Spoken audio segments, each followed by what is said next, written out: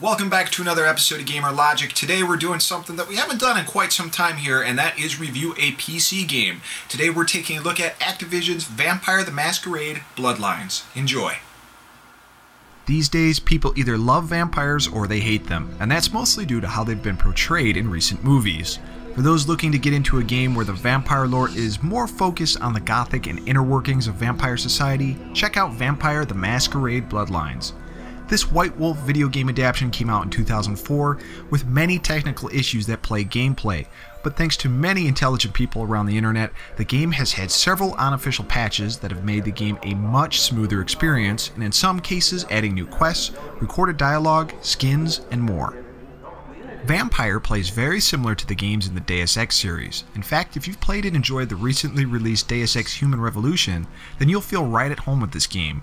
The game features several city hubs each with their own unique locations and often contains quests needed to move the main plot forward or to get your character involved with several side missions. Each completed quest will net you additional experience points that will allow you to buff out your abilities and improve your character's chances in hacking, using vampire powers, stealth, combat, and more.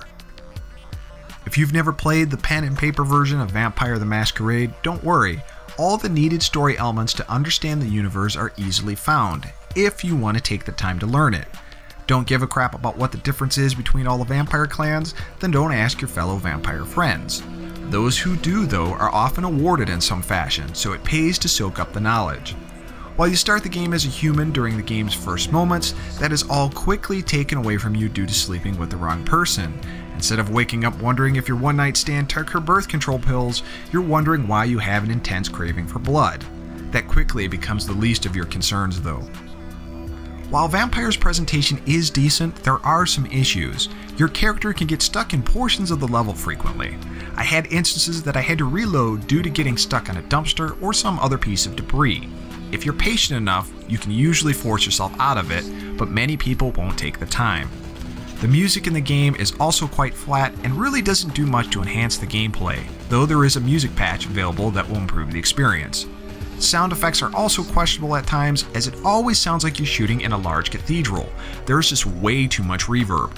The hit detection in the game can be frustrating at times too, especially with melee weapons. This becomes very apparent in the later parts of the game, as your character seems to miss, even though it was graphically obvious he connected.